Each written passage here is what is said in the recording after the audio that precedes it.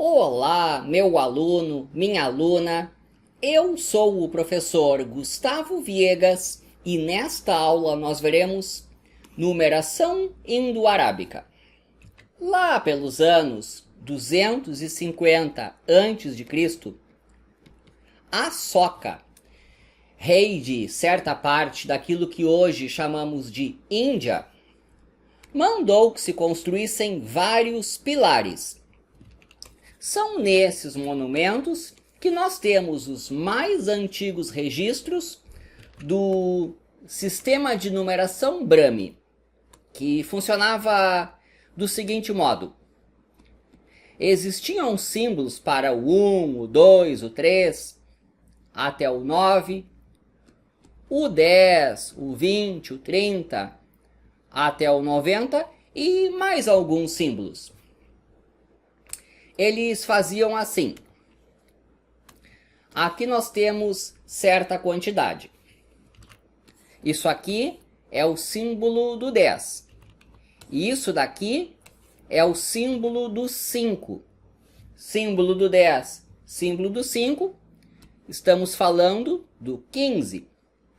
Aqui nós temos o símbolo do 50 e o símbolo do 1. Então, temos o 51. Ali pelos anos 100, de uma evolução desse sistema Brahmi, surgiu o sistema indo-arábico, que é esse que nós usamos. Com estes 10 símbolos, é possível representar qualquer número. Esses símbolos podem ser chamados de dígitos ou algarismos. Aqui, dígito que representa o 3, algarismo que representa o 3. O sistema indo-arábico é decimal e posicional.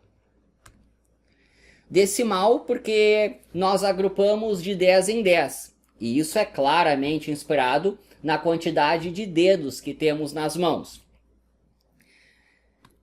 10 unidades formam uma dezena, 10 dezenas formam uma centena, 10 centenas formam um milhar e por aí vai.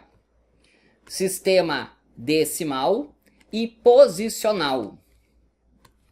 Vou falar do 15 e do 51. Eles são formados pelos mesmos algarismos, mas representam números diferentes. O fato de os algarismos estarem em posições trocadas faz com que a quantidade representada mude. Então, a posição em que um algarismo é colocado faz toda a diferença.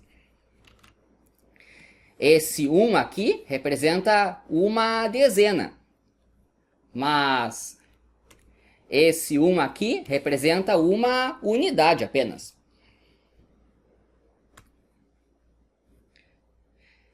Esse sistema indo-arábico surgiu ali pelos anos 100.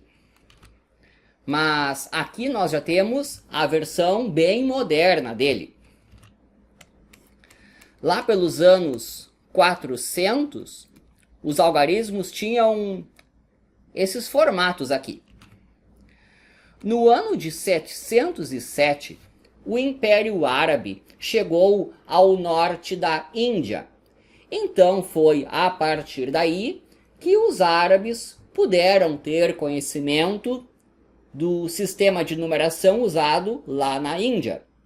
O que dá para garantir é o seguinte: em 773, um grupo de matemáticos, astrônomos indianos esteve em Bagdá, capital do Império Árabe.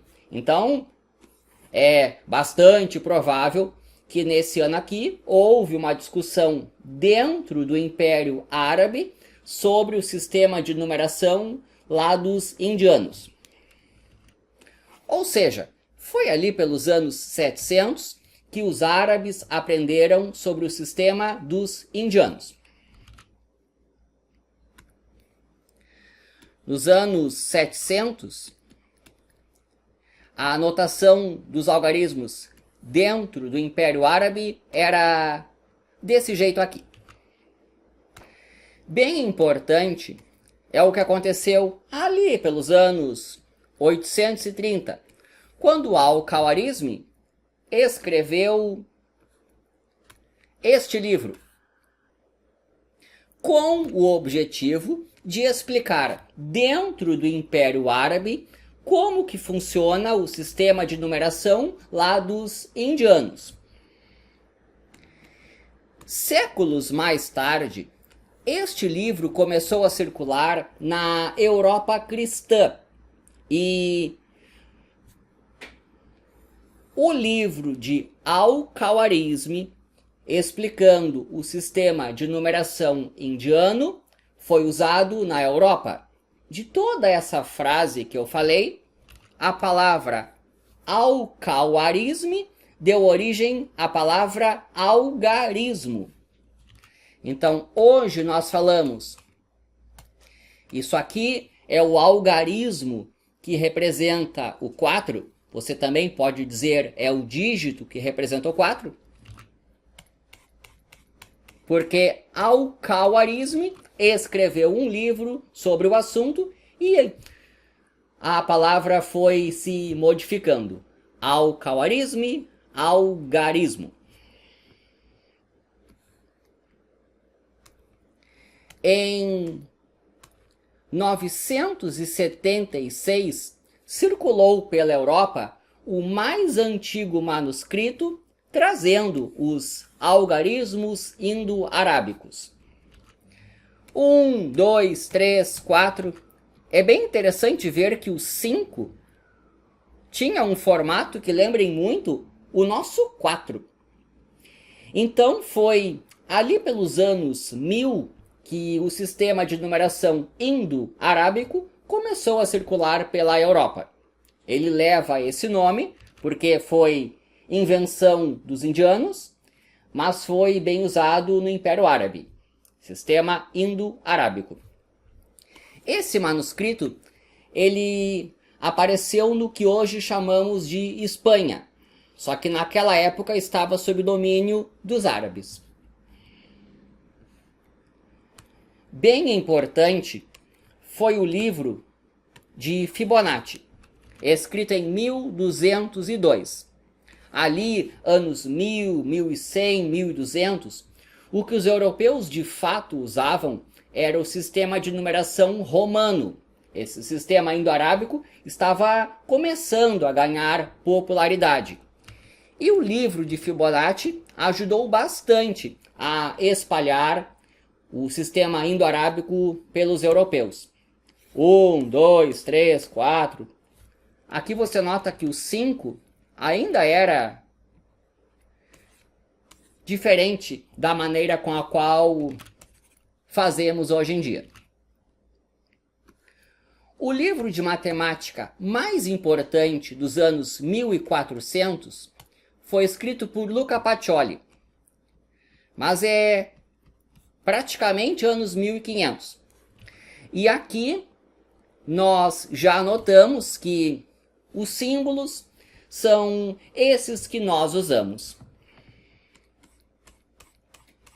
Então, fazer desse jeito aqui é algo ali do início dos anos 1500, final dos anos 1400.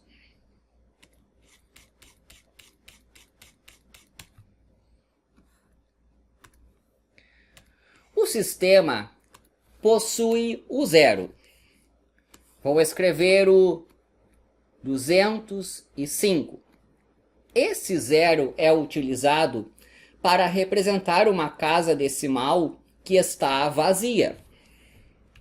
Aqui eu estou falando do 250. Nós temos uma casa decimal vazia.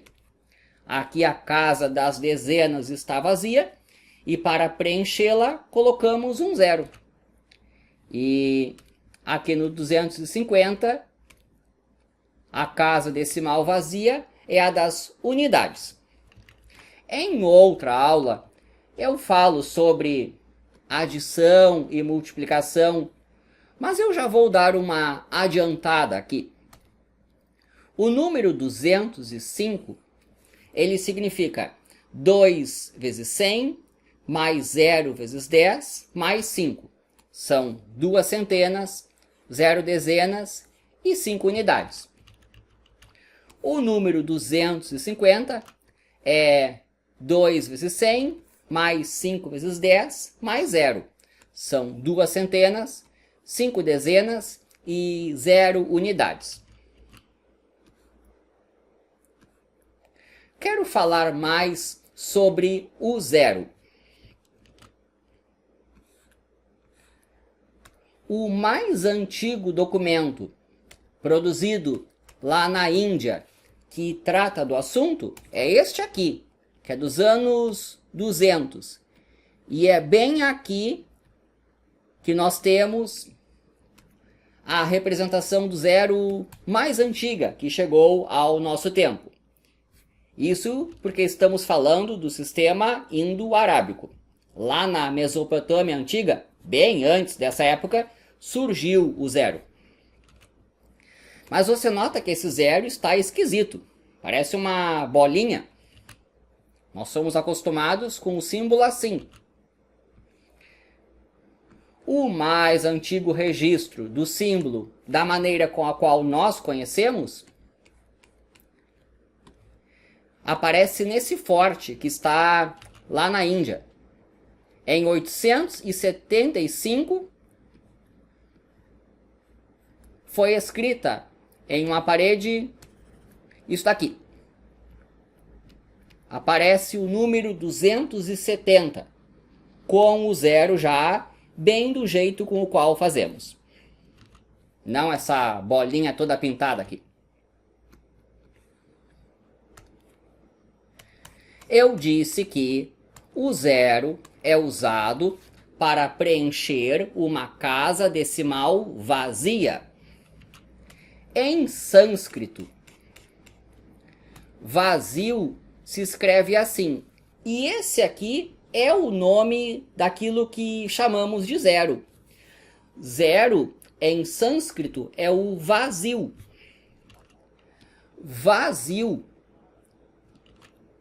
se pronuncia Sunya. Então aqui está escrito em sânscrito e aqui usando o nosso alfabeto. Sunya, vazio. Os árabes adotaram exatamente a palavra vazio para dar nome àquilo que chamamos de zero. Então aqui está escrito vazio, só que em árabe. E com o nosso alfabeto se escreve assim e se pronuncia desse jeito, Zefr. Ouça de novo, Zefr. A pronúncia dessa palavra deu origem ao Zéfirum no latim. E o Zéfirum do latim deu origem ao Zéfiro do italiano antigo. Em Veneza, o Zéfiro virou zero.